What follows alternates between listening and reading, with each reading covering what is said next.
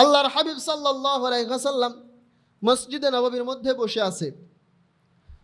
সাহাবায়ে কেরাম রাদিয়াল্লাহু আনহুম আজমাইন লাইন ধরে দাঁড়াইছে, রোমের সাথে যুদ্ধ হবে। এই যুদ্ধে কারা যুদ্ধ করার জন্য মুসলিমদের পক্ষ থেকে যাবে তাদের একটা লিস্ট করছিলেন। এই সাহাবায়ে কেরাম লাইন ধরে নাম লেখায় এমন সময় একজন মহিলা আসছে, ছোট্ট একটা বাচ্চাকে নিয়ে আসছে, একেবারে কম বয়সের। এসে বললেন, ইয়া রাসূলুল্লাহ, আপনি আমার এই ছোট্ট দুধের বাচ্চাটাকে যুদ্ধের জন্য নাম লেখায় নেন। নবী করিম সাল্লাল্লাহু আলাইহি ওয়াসাল্লাম বাচ্চাটার দিকে তাকালেন, তাকিয়ে বললেন, তুমি কি নির্বোধ? তুমি কি বুঝো না আমি যাচ্ছি সাহাবায়ে কেরাম রাদিয়াল্লাহু আনহুমাকে নিয়ে যুদ্ধের জন্য, তাদেরকে দিয়ে যুদ্ধ করাবো, জিহাদের ময়দানে যাচ্ছে তারা, আর তুমি এই এতটুকু বাচ্চাকে নিয়ে আসছো যুদ্ধে যাওয়ার জন্য। তোমার এই দুধের বাচ্চা না পারবে ঢাল ঘোরাতে, না পারবে সরকি ছুড়তে, না পারবে তলোয়ার চালাতে, তোমার এই ছোট্ট দুধের বাচ্চাকে দিয়ে যুদ্ধের ময়দানে আমি কি করব?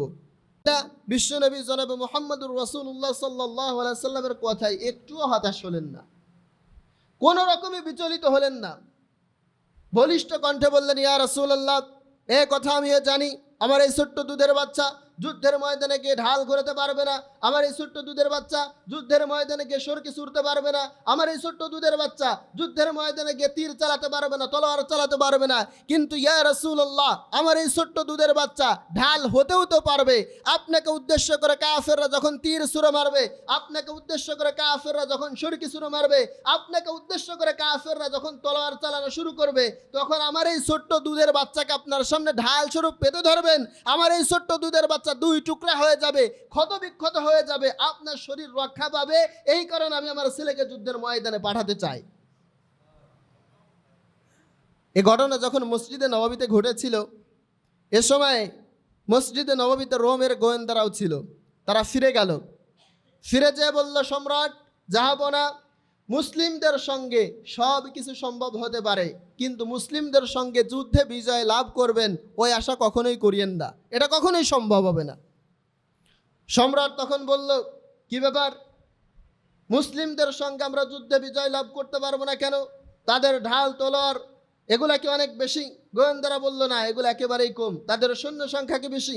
গোয়েন্দারা বলল, না, তাদের সৈন্য সংখ্যাও কম। তো তাদের সৈন্যরা কি শক্তিশালী? গোয়েন্দারা বলল, না, একেবারে জীর্ণ শীর্ণ শুকনা রুটির খাবার খায় তারা, একেবারে দুর্বল শরীর তাদের।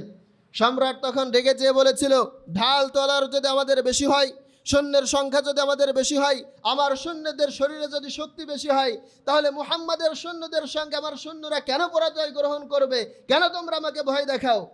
গোয়েন্দারা তখন বলেছিল, সম্রাট, স্পষ্টভাবে শুনে নাও, কান খুলে শুনে নাও, তোমার ঢালের সংখ্যা বেশি হতে পারে, তলোয়ারের সংখ্যা বেশি হতে পারে, তোমার সৈন্যদের সংখ্যা বেশি হতে পারে, তোমার সৈন্যদের শরীরে শক্তিও বেশি থাকতে পারে, কিন্তু কান খুলে শুনে নাও, তোমার সৈন্যদের কাছে মদের বার আর সুন্দরী নারী যত বেশি প্রিয়, মুহাম্মাদের সৈন্যদের কাছে তাদের নিজেদের জীবন মুহাম্মাদের জন্য বিলিয়ে দেওয়া তার চেয়েও বেশি প্রিয়।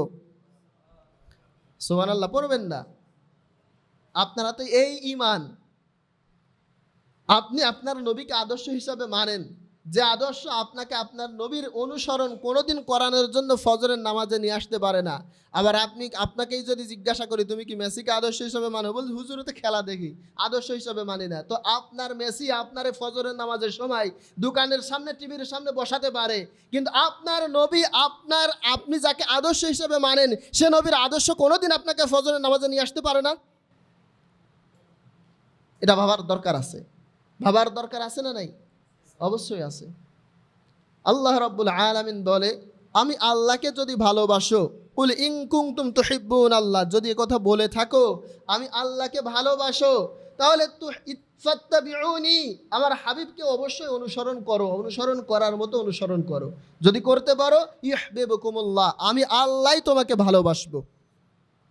এই পৃথিবীর মধ্যে এমন একটা মানুষ যার সব কিছু আছে, টাকা আছে, পয়সা আছে, বাড়ি আছে, গাড়ি আছে, নারী আছে, যা কিছু লাগে সব কিছু আছে, কিন্তু এই মানুষটা আল্লাহ রাব্বুল আলামিনের ভালোবাসা পায় নাই, আল্লাহ রাব্বুল আলামিন তাকে ভালোবাসে না। আবার এমন একটা মানুষ, যে মানুষটার টাকা পয়সা, বাড়ি গাড়ি কিছুই নাই, নাম যশ খ্যাতি কিছুই নাই, কিন্তু এই মানুষটাকে আল্লাহ রাব্বুল আলামিন ভালোবাসে। এই দুইজনের মধ্যে শ্রেষ্ঠ কে? আল্লাহর ভালোবাসা যে পাইছে, তাই না কথা? আল্লাহর ভালোবাসা যে পাইছে সে হচ্ছে শ্রেষ্ঠ মানুষ। তো আল্লাহ রাব্বুল আলামিন বলে, যদি আমার হাবিবের অনুসরণ করো ইউহিব্বুকুমুল্লাহ, আমি আল্লাহ নিজে তোমাকে ভালোবাসবো, ইয়াগফির লাকুম, তোমার জীবনে যত গুনাহ আছে যুনুবাকুম ক্ষমা করে দেব। আল্লাহর হাবিব সাল্লাল্লাহু আলাইহি সাল্লামকে যদি অনুসরণ করা হয়, আল্লাহ রাব্বুল আলামিন বলে এই ব্যক্তিটাকে আমি ভালোবাসি, এই ব্যক্তির জীবনের যত গুনাহ আছে আমি আল্লাহ ক্ষমা করে দেই। পড়ি সুবহানাল্লাহ।